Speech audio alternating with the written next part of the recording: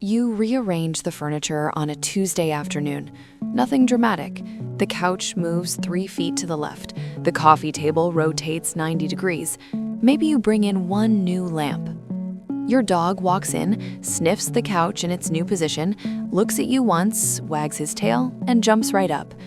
Your cat walks in, stops dead in the doorway, and stares, not at the couch, at the room. Her pupils dilate, her tail goes still, and then, slowly, deliberately, she turns around and leaves.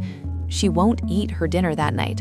She'll sleep somewhere she's never slept before, and for the next 3 days, she'll treat your living room like a room she's never been in. You probably thought, my dog is adaptable and my cat is dramatic. Maybe she's punishing you. Maybe she just hates change. But here's what's actually happening. Your cat just experienced something that, to her ancient nervous system, registers as a genuine threat to survival. And your dog just demonstrated a cognitive flexibility that, to his ancient nervous system, is a feature, not an accident. What you're watching isn't personality. It isn't stubbornness versus easygoingness. It is two radically different ancient brains, shaped by millions of years of completely different survival strategies, colliding with the exact same Tuesday afternoon. Today, we're going to go all the way down into those brains, why environmental unpredictability is genuinely destabilizing for cats at a neurological level, why it does the opposite for dogs, why it actually switches them on, and why understanding this changes not just how you see your pets, but how you live with them. To understand why a rearranged room can genuinely destabilize a cat, you first have to understand what a room actually is to her. It is not furniture. It is not decor. It is a survival document. Every corner your cat has investigated, every ledge she has claimed, every sightline she has memorized, all of it exists in her mind as a precise, constantly updated map. Behavioral researchers call this the cat's cognitive territory. It is not a passive space she inhabits. It is an active data structure she administers. She knows where the light changes at 3 p.m. She knows which doorway echoes. She knows the exact number of steps between her sleeping spot and the nearest exit. This map is not a convenience. It is her primary survival tool. Research from Oregon State University established that domestic cats form what's called a secure base effect with their owners, the same attachment architecture we see in human infants with their primary caregivers. But here's the part that's often missed. For cats, the secure base is not just you, it's you within a stable territory. The security isn't purely social, it's spatial. The map and the attachment are woven together. Disrupt the map, and you don't just confuse the cat, you destabilize her entire felt sense of safety. This is why environmental unpredictability hits cats so differently than it hits other animals. When that couch moves, her map is wrong, and a wrong map to a solitary predator whose survival once depended entirely on territorial precision is not an inconvenience. It is a Category 1 threat signal. Her amygdala, the brain's threat detection center, fires as if the territory itself has been breached. What follows is behavioral mirroring in reverse. Instead of mirroring your emotional state, she begins mirroring the environment's instability. She eats less, she sleeps in unfamiliar spots, because her familiar spots are now locations on a map she no longer trusts. She vocalizes at odd hours, she may overgroom. These aren't acts of protest, they are the behavioral signatures of a nervous system that has lost its primary reference point. And here's the part that should genuinely humble us. Your cat can read that something is wrong before she even enters the room. Studies on feline olfactory and auditory sensitivity show that cats detect changes in air circulation patterns, changes caused by furniture moving even inches, through scent displacement and subtle pressure differentials. She smells that the room is different before she sees it. Her threat response can begin in the hallway. This is also why your presence matters so profoundly in these moments, and why it's not enough on its own. Oregon State researchers found that when cats are distressed by environmental disruption, owner presence reduces but does not eliminate the stress response. The secure base soothes the nervous system, but only the restored map resolves it. She needs you and she needs her territory back, not one or the other, both. She is not being difficult. She is being exactly what evolution built her to be, a precision instrument for territorial stability, running on hardware that was never designed for furniture rearrangements. Now, let's go back to your jog. Standing in the rearranged living room, sniffing the couch, looking at you, wagging. That is not simple-mindedness. That is one of the most sophisticated cognitive adaptations in the animal kingdom, and it was built specifically for moments of unpredictability. Dogs carry genetic mutations associated with Williams-Burron syndrome, a human condition marked by an almost compulsive orientation towards social bonding, heightened emotional attunement, and a reduced threat response to environmental novelty. What this means in practical terms is that your dog's brain is wired to down-regulate environmental threat signals in favor of social information signals. When something in the environment changes, his nervous system doesn't ask, "Is this place safe?" It asks, "Is my person okay?" Those are fundamentally different questions, and the answer to the second one comes from you, not from the room. This is what scientists at the Clever Dog Lab in Vienna documented when they studied referential looking in dogs. When faced with an ambiguous or novel situation, exactly the kind of situation a rearranged room creates, dogs don't freeze and scan the environment like cats do. They turn to look at their owner's face. They're seeking emotional calibration from a social source.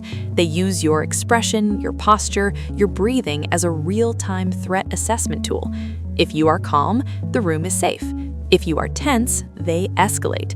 You are their environment. Research from the University of Milan extended this further by demonstrating cortisol synchronization between dogs and their owners across extended periods of time. This isn't just a momentary response, it's a chronic, ongoing physiological entanglement. Your dog's stress hormone baseline rises and falls with yours over weeks and months. He isn't just reading you in this moment, he has been calibrating to you continuously, which means that when environmental unpredictability arrives, he already has a running internal model of your emotional state, and he uses it to decide how to respond to the new stimulus. This is why environmental change tends to activate dogs rather than break them. Novel environments trigger exploration, curiosity, play. Studies on canine behavioral responses to environmental novelty consistently show increased locomotion, increased social checking, more referential looking, and elevated positive affect markers. The unpredictability is information, and information for a species that evolved in dynamic group environments where conditions changed constantly was not a threat, it's an opportunity.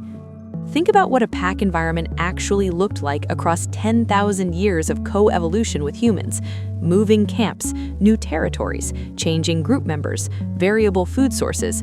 The dogs who thrived in that world were not the ones who needed their environment to stay the same.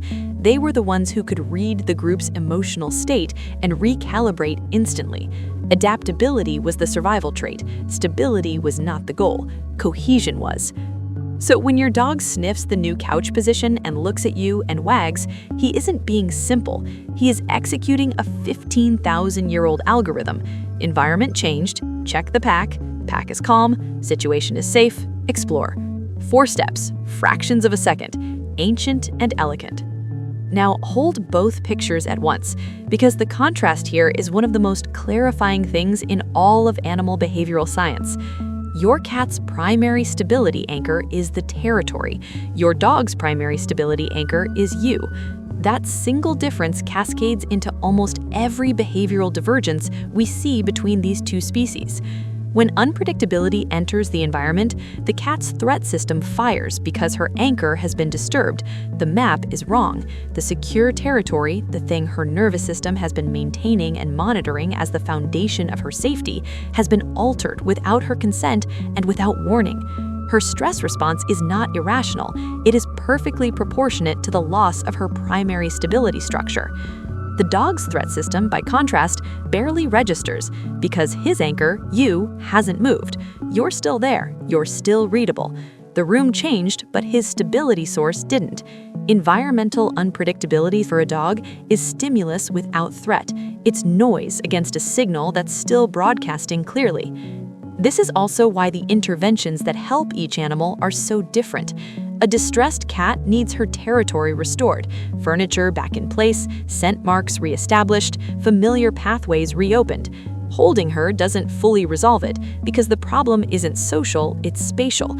A distressed dog in an unfamiliar or chaotic environment needs your presence and your calm. The room doesn't need to change. You need to be readable. That's enough. One animal is a territorial intelligence navigating the world through spatial certainty. The other is a social intelligence navigating the world through relational certainty. They are not more or less sophisticated than each other. They are differently sophisticated, built for different ancient worlds, living now, somehow, on the same couch, or at least in the same house. Here is what I keep coming back to after sitting with this research. Both of these animals pay a real cost to live with us. Your cat maintains a precise cognitive map of your home, and she has to redraft it every single time you decide to renovate, redecorate, or move. That cognitive labor is not nothing. Her nervous system expends genuine resources on territorial administration, and every disruption we introduce sends her back to square one. Your dog synchronizes his cortisol to yours, not just today, not just when things are hard, but continuously across his entire life with you. Every stressful week you have, he has. Every anxious period you move through, his body moves through with you. The biological cost of his attunement to you is paid in his own nervous system every single day. Neither of them was asked if they wanted this arrangement. Evolution wrote it into them through thousands of years of living alongside humans and surviving better because of it. The love they have for us, expressed so differently, received so differently, is not free. It never was. It was always, at its deepest level, a biological commitment, paid in neurochemistry, renewed every day. Next time you rearrange a room, watch your cat. Not with frustration, with understanding. She is not being dramatic, she is working. Next time your dog looks up at your face during a confusing moment, hold his gaze for a second. You are his compass. You are all the stability he needs. If this changed something about how you see your home through their eyes, subscribe. We go this deep every week. And tell us in the comments, has your cat ever shut down after a change in your home? Or does your dog ever seem more energized when things get chaotic? Because both of those responses now make complete evolutionary sense.